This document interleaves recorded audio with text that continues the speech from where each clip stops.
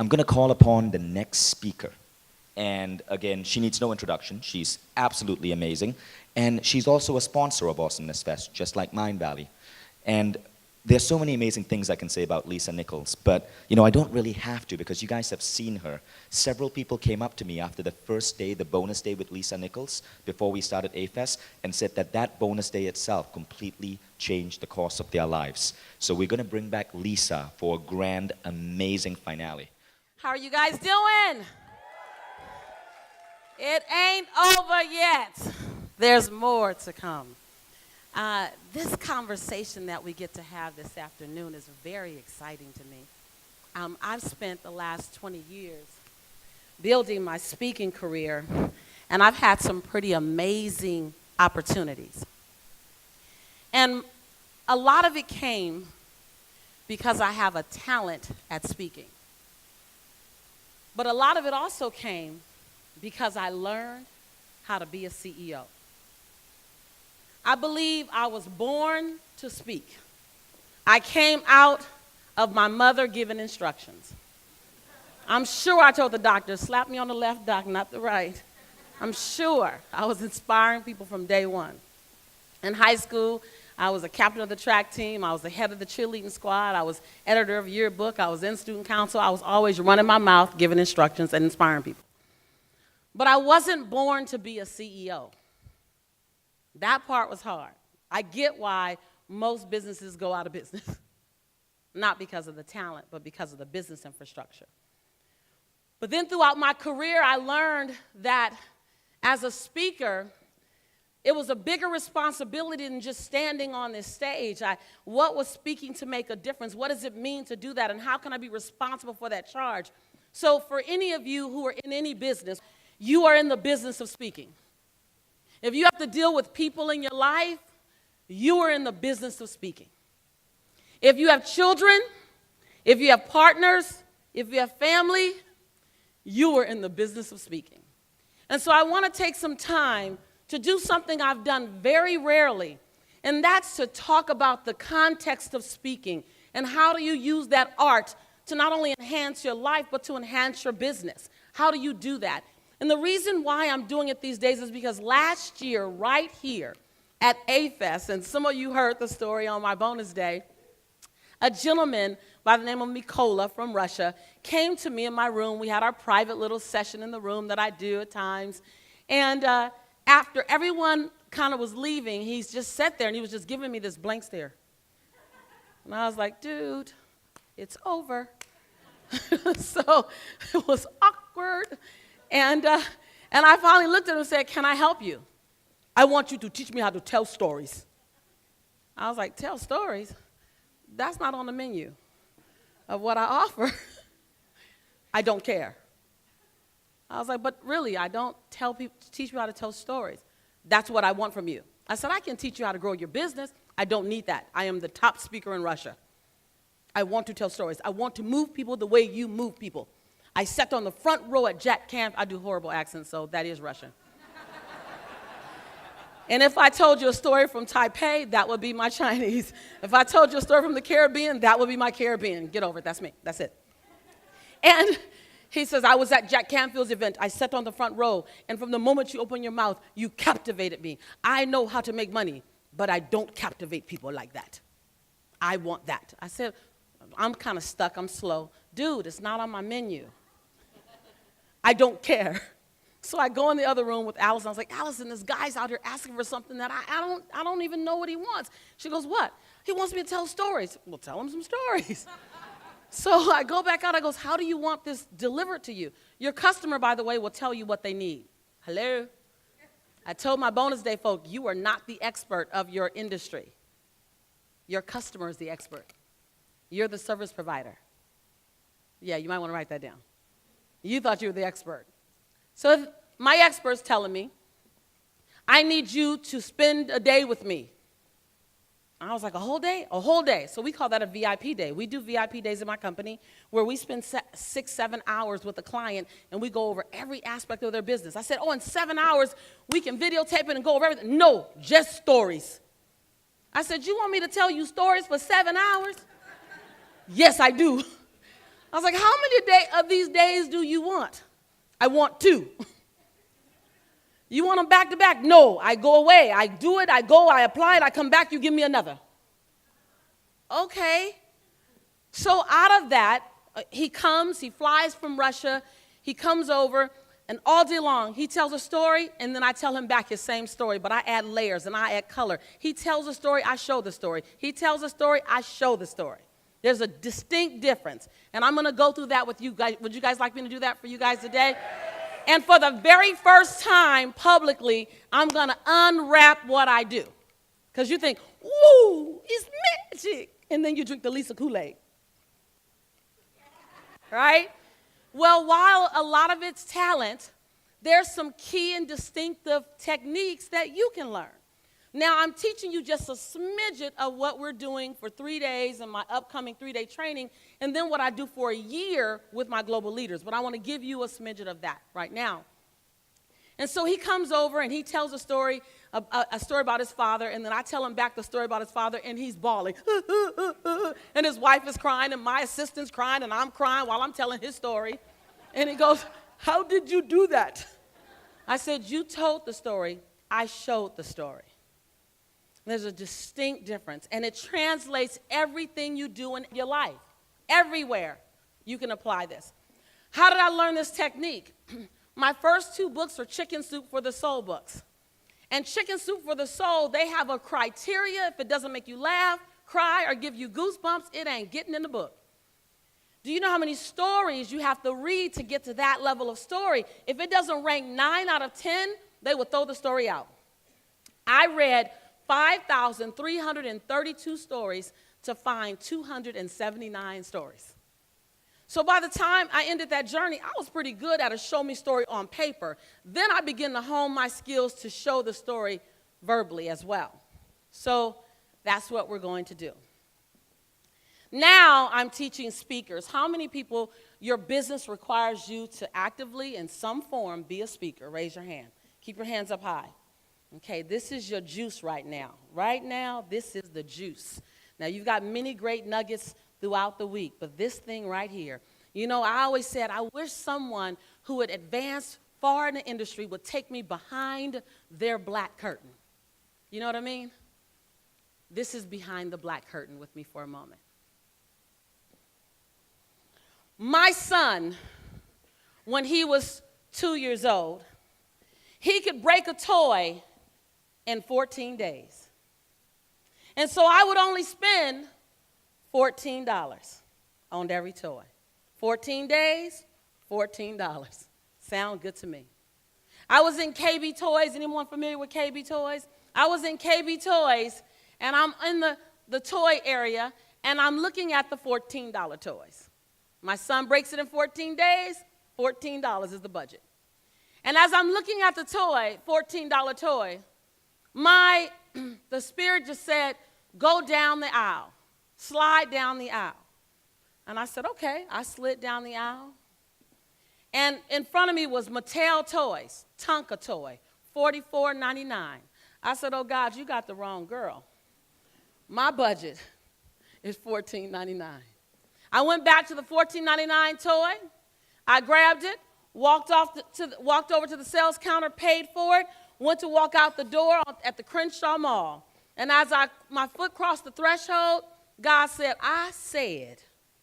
Has anyone ever heard instructions and then went against the instructions and then God, raise your hands up high, not shy. I want to make sure I'm in the right room. Okay. Right. So I'm at the center on the threshold arguing with God. God, I ain't got that kind of money. You know what kind of budget I'm on? I'm just looking real crazy because I argue out loud with God. God said, I said, go back and get the other toy. So I walked back in with an attitude. Have you ever followed God mad? Whatever, I'm going to do it, but I'm going to show you. I exchanged it. I go get the $44.99 toy. I'm like, now we really got to eat beanies and weenies for the next 2 weeks. More beanies than weenies.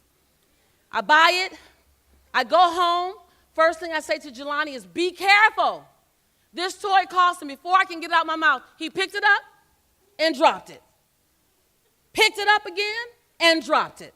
Because he did that with every toy. Picked it up and dropped it. He did it with every toy until it ended up in the toy cemetery. Picked it up, dropped it. But every time he dropped it, the toy, because it was a Tonka truck. Guys, you guys know about the Tonka trucks? I didn't even know they existed. They're like apparently pretty amazing. Every time he dropped it, the Tonka truck would go, mmm. It just go, not fast. It was never fast. Wasn't a speed car, but it would just go, mmm. He'd pick it up, drop it again. Mmm. 3 days in, pick it up, drop it. Mmm. 7 days in, pick it up, drop it. Mmm. 10 days in, pick it up, drop it. Mmm. 14 days, I'm like, mm-hmm. Watch this. 14 days, picked it up, dropped it. Mmm. 21 days, pick it up, drop it. 30 days, pick it up, drop it. 35 days, pick it up, drop it. On the 40th day, I picked it up. I was like, it just needs a higher height. I got this. I got this. I picked it up and I dropped it. And it went, 60 days, picked it up, dropped it. 80 days, picked it up, dropped it. 120 days, picked it up, dropped it. 6 months, picked it up, dropped it. I'm like, what is up with that toy? A year and a half later, it became my son's Linus blanket toy. I take him to child care. They try to take it. I said, I advise you to not touch that child's toy. They're inseparable. A year and a half, picked it up, drop it. Jaylani outgrows the toy. He doesn't want it anymore. He gives it to my nephew, Jamil, and he gives it to Jamil with explicit instructions on the application. So Jamil, age 2, first thing he does is what, you guys? Pick it up and drop it. And what does it do? 6 months, pick it up, drop it. What does it do? 8 months, pick it up, drop it. What does it do? 12 months, pick it up, drop it. 14 months, pick it up, drop it. 2 years with Jamil. And now it's kind of shaking. It's like, it got a little tweak on it, but it's still moving. It never sped up, but it didn't slow down.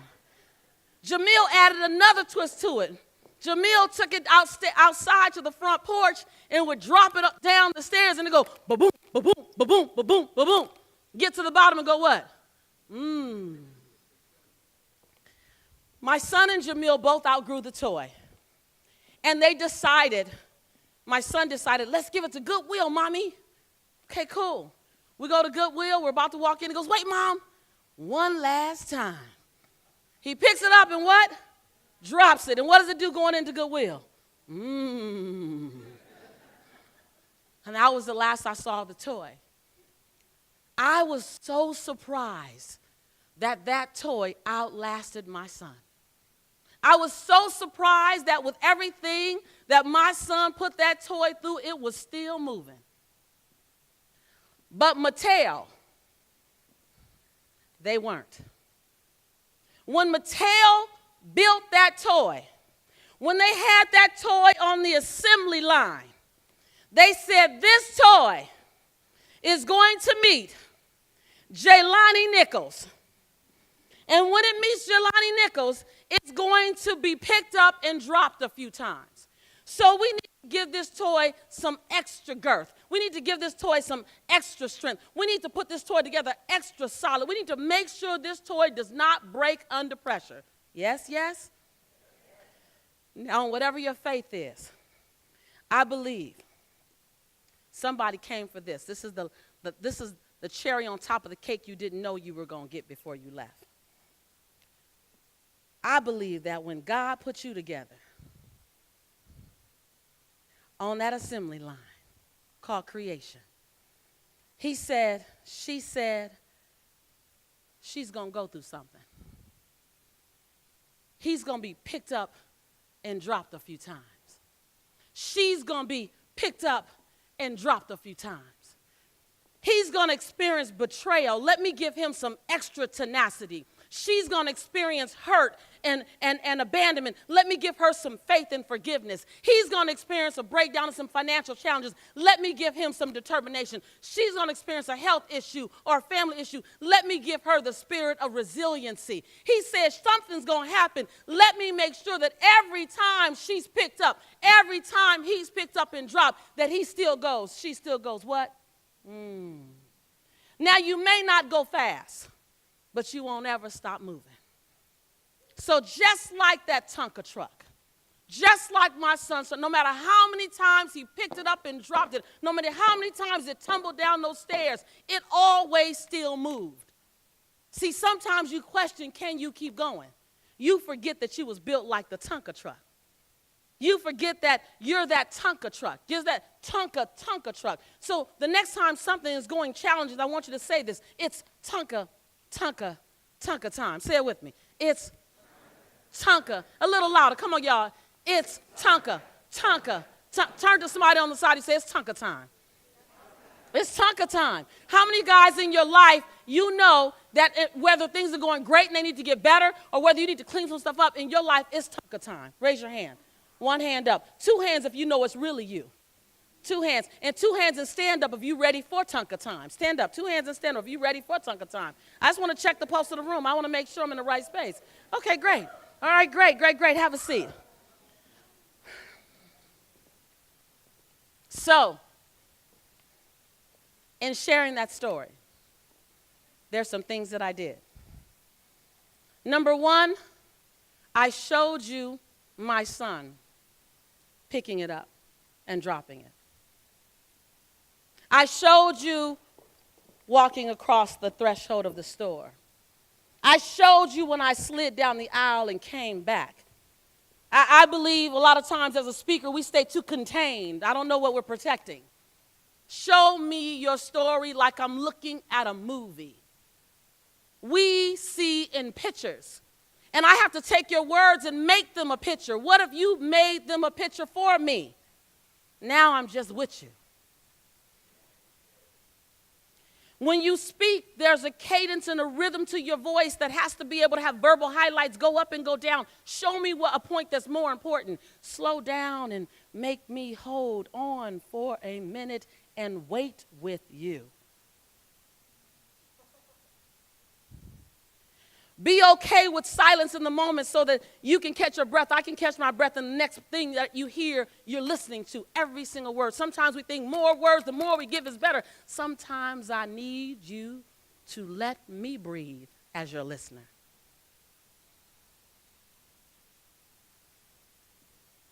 When you speed up, only go 10 seconds and then slow me back down. And if you want to make a point and there's a rhythm, then show me the rhythm. Show me the rhythm. Show me the rhythm. Everything I did showed you the rhythm so you can see it. And then when you bring your point home, and it's important to hold on to the words, then you be still so that I'm not distracted by your movement, but I only get your words. Speaking is an art, and it's an art that many people can learn. But if you decide to open your mouth, then you better have something to say, because then you're just wasting our time. And you determine what you have to say based on what we, the people listening, need, not based on what you think is wise to say. Breathe. You guys holding your breath. Okay, Lisa. It's important to integrate humor. I think I'll put some slides together. Allison, I'll never think to click it. They're real simple. How do I know I'm a speaker? How many of you guys have ever asked the question, how do I know I'm a speaker? And raise your hands if that's you. How do I know I'm a speaker? Next question, what kind of speaker am I? How many of you guys would like to know what kind of speaker you are? What's the best thing? I'm going to give you some insight right now that most speakers don't even discuss and talk about. I believe that there are 4 types of speakers. You might want to write this down. Now, I'm going to run through a lot of this very fast, but we teach this in 2 formats for speakers, authors, and trainers, coaches and consultants and authors. we have an intensive year-long program. We go through it in more depth. I'll tell you about that later. And then for those of you who just want to polish your speaking skill and really jump into it, we have a 3-day intensive that we teach virtually and we teach live. And I'll teach more here. So I'm going to go fast, but no worries. If something sparked, you want more, I'll show you how you can get more and how we can really study together, and I can teach you and help guide your speaking career and your speaking impact. What kind of speaker you are. There are 4 types of speakers, I believe. There's an informational speaker. An informational speaker is designed, and they're in business just to give information. They do not care if you are inspired. That's that traffic school teacher. I don't care if you like me. I don't care if you get value. Do your 8 hours and keep it going. Keep it pushing. That's an informational speaker. Unfortunately, a lot of our teachers in school become informational speakers. That teacher that you remember is because they were an inspirational speaker. That teacher that you remember is because they were a motivational. They were still teaching you, but they inspired you as well. So informational speaker, just in the business to deliver information. The second level is a motivational speaker. Someone who's, and now this is the area that everyone gets grouped in. Everyone calls me a motivational speaker, and that's okay. That's because they don't know all the different choices. Without it, you just dump everything into one big box. A motivational speaker, that's someone who gives you external motivation. It's very necessary. They get you on fire, you're charged, there's a lot of energy, you're going. Very, very necessary. They can jump start you. The long-term impact is a little less likely, but they can jumpstart you. If you plug into something else real fast, you can keep it going. If you don't, it's going to kind of fizzle out. How many of us have been motivated and it fizzled out? Right? You're like, what happened? That workshop didn't work. No, it did. You went home on fire. That was the experience. That was what it was for. The third type of speaker is an inspirational speaker. An inspirational speaker is designed to go inside your soul and stir it up and cause you to want to be a better person. It's an inspirational speaker. They're designed to just go in and to move you and to inspire you and to create that possibility in you. Very necessary, very beautiful. For years, that was the limit of where I wanted to be. I want to be an inspirational speaker. And then I was introduced to transformational speaker. A transformational speaker, be very clear. They will have you say the thing you don't want to say and do the thing you don't want to do so you can be the man or the woman you've always known yourself to be. The road less traveled. Now, to be a transformational speaker, you have to stay in transformation yourself. So most transformational speakers are really struggling with that because you have to constantly be willing to confront what you don't want to see about yourself in your genius. Does that make sense, you guys? I live to transform lives and businesses. I come out and speak just to find out who can I coach, whose life can I help transform, whose business, whose family, that's what I love to do. I speak in order to get to the coaching and the training. So a transformational speaker is someone who's committed to change. They're the person that's going to go down to the darkest places with you and walk you out so you're not alone. And that normally comes in the form of a coach. It's hard to do it in speaking because it takes more time. You can educate me fast, you can motivate me fast, you can inspire me fast, but you cannot Google download transformation. Sorry. Does that make sense, you guys? Yes, yes? Yes, yes? Yes, yes? Is this good information for you guys? We look at speakers all the time, and they're just kind of all glossy and shiny and beautiful. I thought I'm going to break it down for you based on what I know. I've never taught this before. I'm giving you guys a sneak peek into the training I'm teaching for the very first time in December because so many people like Nichols asked for it. Nichols came back to me after 2 sessions with me, and his speaking, he said if he had rated it, he thought he was a strong speaker before, but now he realized he goes, I think I was a 3, and now I'm a 7.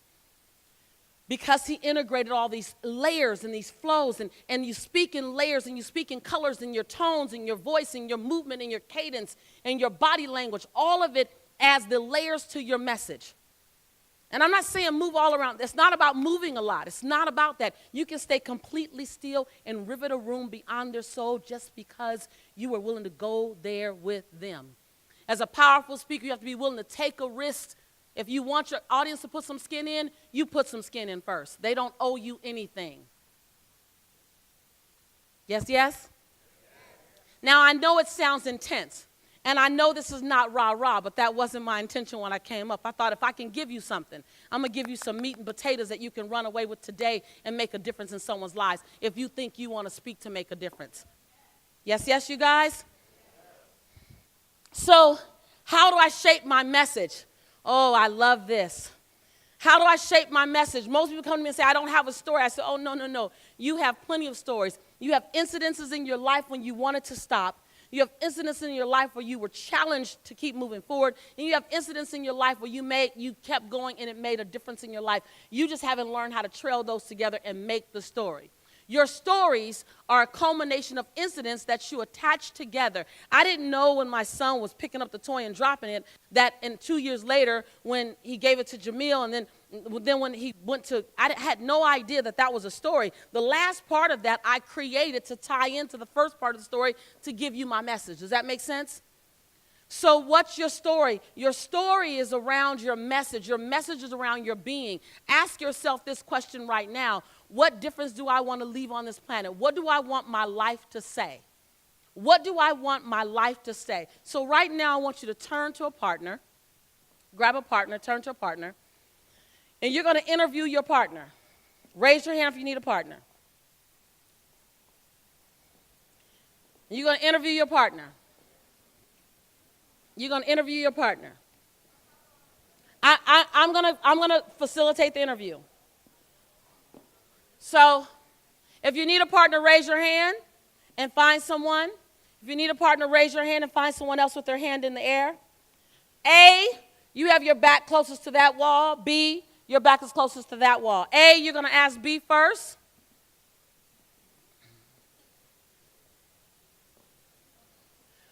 A, you're going to ask B first, what do you want your life statement to say? What do you want your life statement to say? And what that means is when all we have of you is your memory, when every part of your physical essence is no longer with us, what do you want to say your life statement gave? What do you want to say you contributed to this planet while you were breathing with us? What do you want your life to have said, to have done, to have produced, whatever? What do you want that to be? A, ask B. You're only going to talk for about 1 minute and 10 seconds. Ready, and go. And stop. Back in the other direction. B, ask A.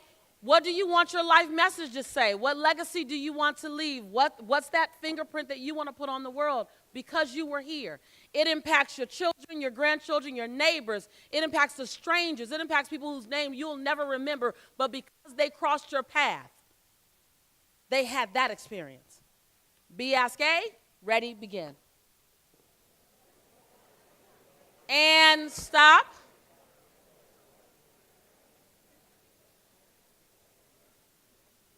Do you know that the #1 reason for breakdown in relationships, personally and professionally, lives inside the communication?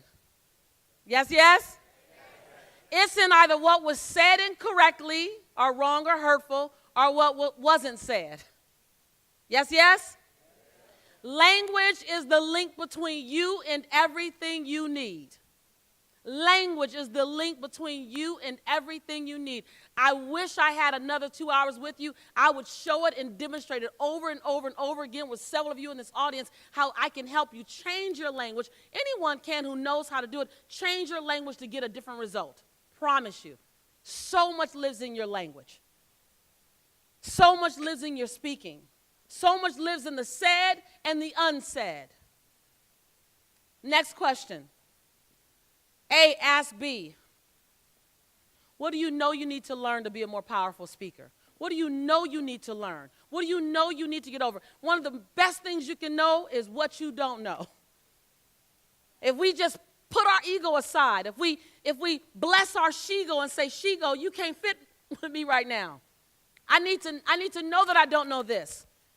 Vishen talked about his business exploding because he went to masterminds. I tell people, my business has been explosive over the last 7 years because I was clear on what I didn't know. And I would even go to my coaches and say, can you ask the question that I don't even know I need to ask? And they would. And I kept a coach next to me for 10 years. And as a result, I have an international multi-million-dollar business because I knew I didn't know it. So what do you know you don't know about speaking? What do you know so that it can be invited in? In order to be a more powerful speaker, what do you need to learn? That's the question. A asks B. Ready, begin. In order to be a more powerful speaker, what do you need to learn? And stop. Go back in the other direction. In order to be a more powerful speaker, this is what I need to know. This is what I need to learn. This is what I don't know. Ready, go. In the other direction. And wrap up. Wrap up. Wrap up. I need a couple of people to raise your hands and tell me, what did you say that you don't know that you need help with? What was some of that? Right here, nice and loud. We're going to have a microphone come to you. And then after that, the gentleman in the black shirt. Stand up.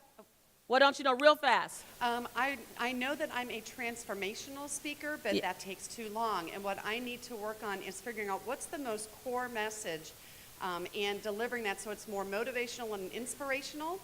And I do all the acting out and all that, with the speaking, but so that they then will want to participate in the transformational programs that I do. So you want to learn how to inspire and move people to transformation. Yeah. Okay, great. 2.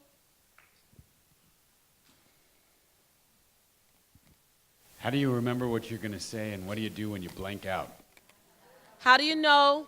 How do you remember what you're going to say, and what do you do when you blank out? Okay, great. 3, right here. This gentleman right here in the black, and then right behind him in the orange, and then the young lady right on the side. Integrating an offer and a close in the. Oh, I love it. One of my favorites. How do you integrate an offer and not puke on the audience? Yes, yes? Invite me, don't puke on me, right? How do you have a loving invitation to action that makes me feel inspired to choose and not feel like if I don't do it, I'm wrong? I love it. Sir, right here. Stand up. Yes, to become more authentic and genuine self while speaking so people can connect with you and realize that you are a human being just like them, not trying to sell them something. Absolutely. More connectivity. And right on the end, right here. Right on the end. Stand up, sweetheart. The lady right there, standing there. Thank you so much. That's the last person. I coach people in the area of health and wellness, so I have lots of information to provide, but I want to learn how to take that information and deliver it in a transformational way. Okay, great. These are all super questions, and I'm going to answer as many as I can in the very limited time I have left. And here's what I commit to do. If you're interested, tonight when we're at whatever new fun excursion we're going to go to, if you guys want to sit around, I'll finish answering these if we run out of time. Does that sound good? We'll just keep going and going and going and going. Keep on going to the break of dawn. Okay. Not. All right, so very important, very critical questions, very necessary. How do I shape it and how do I know? How do I move to, how do I remember when I've lost a message? How do I do that? How do I recover? How do I invite people to take action and feel good about it and then really get them to action? And how do I get people from inspiration to transformation? How do I move them into radical action? I'm going to share a story with you, go into a little more of that because the stories kind of drive into messages as well. Talked about my swimming. I swam competition for 7-8 years. And though I was a top track runner, swimming had a different experience. In swimming, I had a problem. I always came in dead last. Say dead last. Say dead last. No, say it like you said if I wasn't around. Dead last. She came in dead last. You know how you drag that out if I wasn't here, right? And so I would always get an honorable mention. He's laughing because he knows what an honorable mention means. An honorable mention is a ribbon that says what? Thank you for showing up. You didn't do diddly squat, but we don't want you to leave here empty-handed. Y'all come back now, you hear? Now, I'm going to share this story with you because stories allow you to deliver your message inside of a story. And when you have a story and you know your story, you're less likely to move away from it. You just need to know the point you want to land. And your story has to always drive to the point that you're teaching. So use appropriate stories. So I have a list of stories. I got about 13, 14 stories, and I choose a story based on what message I want to land. So if ever you go off base, go to that story. Because stories teach people without pointing at them. It's just a story, but it's not pointing at them. Okay? You can come out of a story and you can drive someone to action by coming out of a story as well. You can teach transformation inside your story. I believe one of the first things I do with my students is I ask them and I help them to identify their core story and their core message and make sure it fits with the story that they want to tell to the world. So I want to quit this particular day. I come in dead last. We'd had 15 swimmies, 13 swimmies that year, and I'd come in dead last every single one. They had 8 lanes, I come in 8. They had 6 lanes, I come in 6. They had 10 lanes, I came in 10. And so this particular day, I was tired. Anybody been tired? One hand up or 2 hands up. Come on, you guys. This is an interactive process. Thank you very much. You've been tired. Even if you love doing something, it's still getting tired. Like I'm tired of going uphill. I'm tired of pushing. I love this, but it feels like this isn't going to feel good if I keep doing it like this. Anybody been there? Exactly. I was there with swimming. Now here's where I'm a talk. God, I've never done this before. I'm telling you the story, and then I'm telling you about the story. Are you guys getting that? Okay. So I'm weaving the message inside the story, so that at the end I don't have to teach a whole lesson because the story is doing it too. You guys get that? So I was tired. I went to my grandmother's house. My grandmother was the safest place on the planet for me. And I said, Grandma, look, I'm tired. I keep playing full out and I'm getting nothing in return. I feel like I'm getting nothing in return. I keep showing up and it feels like no one even notices that I show up. I keep doing my best and no one even says thank you. Anybody feel like that? I'm playing. Even though I came in dead last, Grandma, I played full out. I said, Grandma, so I decided to quit. She said, quit? I said, quit, ma'am? Like, I don't know how you say it. She said, baby, come sit right here. She said, Grandma, I got to tell you something. She said, you only 15, so you might not know this. She said, but you come from a long line of winners. And quitters never win. And winners never quit. She said, your great-great-grandparents, they had it hard, baby. See, they worked sun up to sundown with blistering toes and blistering fingers in the sun, and they had heat strokes, and they raised other people's children, and they wanted to quit, but they didn't. Because that's what you come from, baby. And your grandparents, they didn't have iPods and iPads and cell phones, and they didn't have any of the amenities that you have, and they still made it. And they never passed down their complaints to you, baby. They just pass down their stories of resiliency. Why? Because quitters never win, and winners never quit. She said, so baby, I know you thought you had the option of quitting, but Grandma needs to take that option off the table. That's not in your blood. She said, so you're going out there and you swim that swim meet like you always do, and Grandma's going to say the same prayer she always says, God, thank you for giving my baby the victory. As a speaker, you got to be comfortable looking a little crazy on stage. Y'all all looking up like God there, right? When I take you with me, you go with me. You go everywhere I go with my words.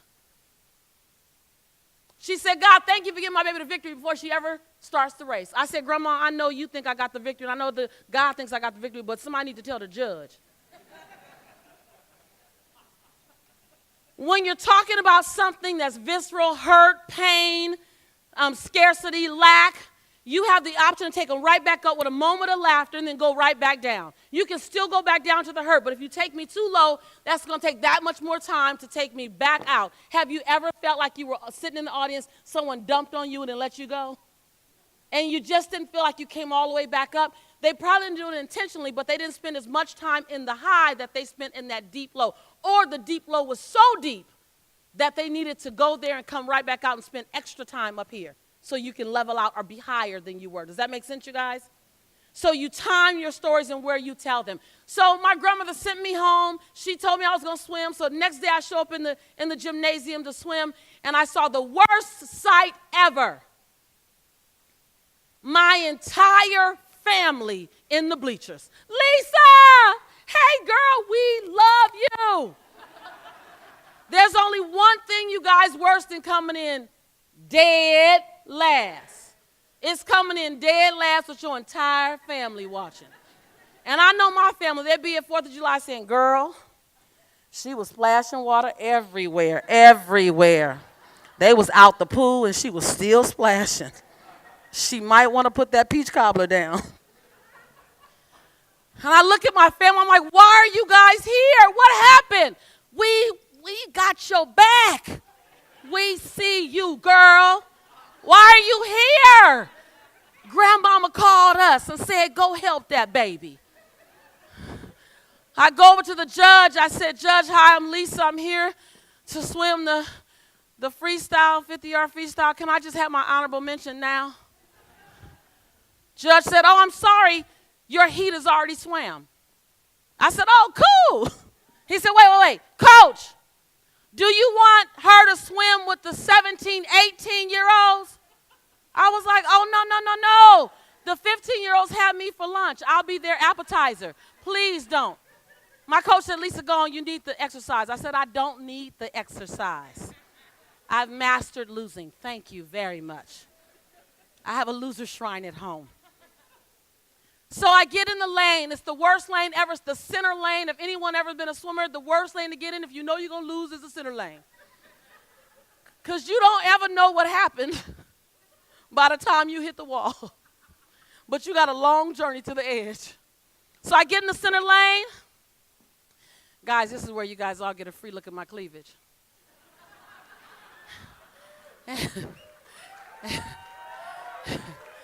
And I heard everyone has some kind of taste for chocolate. And I get on deck, and at 15, I notice immediately the big difference between a 15-year-old girl and an 18-year-old girl. At 15, I had a blue bathing suit with blue lace. At 18, Speedo. I was like, that's not cute. At 15, I had my hair going back in cornrows with, yes, matching blue barrettes. At 18, Speedo cap. I'm like, that really ain't cute. At 15, I had on waterproof mascara. At 18, goggles. I was like, that's so not cute. At 15, I got on deck. Hi, my name is Lisa. I'm scared. Hi, wait for me. Yeah, we'll go to the bathroom together. I'm going to take a little while, but wait. At 18,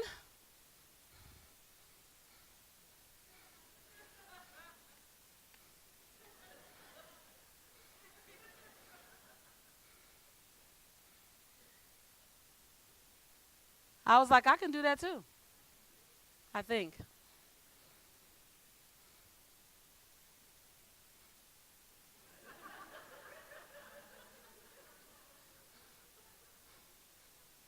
You got to be willing as a speaker to put it all in there, you guys. You got to jump to the edge of your own stage. The gun, swimmers to your mark. I said, God, I know you said have faith of a mustard seed. I'm all right with that. But I think we need a watermelon seed today. But you said if I don't see it, just have faith in my heart. How many of you guys right now, you know you got to buckle down on the faith in your heart about something? Love, family, money, relationship, your weight, your life, something. And you gotta know in your heart because there's no physical evidence of it. Yes, yes? There's no physical evidence, but you never, ever needed physical evidence anyway. Swimmers to your mark. Pow! The gun goes off, I hit the water. Quitters never win, winners never quit. Quitters never win, y'all help me. Quitters never win, winners never quit. Louder, quitters never win, winners never quit. Quitters never win, winners never quit. I drew my right arm back. There was one girl equal to me. I said, oh, today, she coming in what? Dead last. Quitters never win, winners never, come on y'all. Quitters never win, winners never quit. I did the flip turn, butt shot. Quitters never win, winners never quit. Quitters never win, winners never quit. Quitters never win, winners never quit. I hit the wall. I looked to my left. There was no one there. I looked to my right. There was no one there. I said, you know that negative chatter that we got in our head? I said, dang, I'm so slow they got out the pool already. I'm getting slower by the hour. I look up to my coach, but you know that tired, I did my best look. She said, Lisa, look. Lisa, look. And I'm like, what? Look behind you. And I look behind me, and the first person had just hit the halfway mark. But you know our negative chatter, right? To me, that's why we all need a coach, someone in our life, calling us to our greatness. I looked at my coach. I said, Coach, was I supposed to swim 3 laps?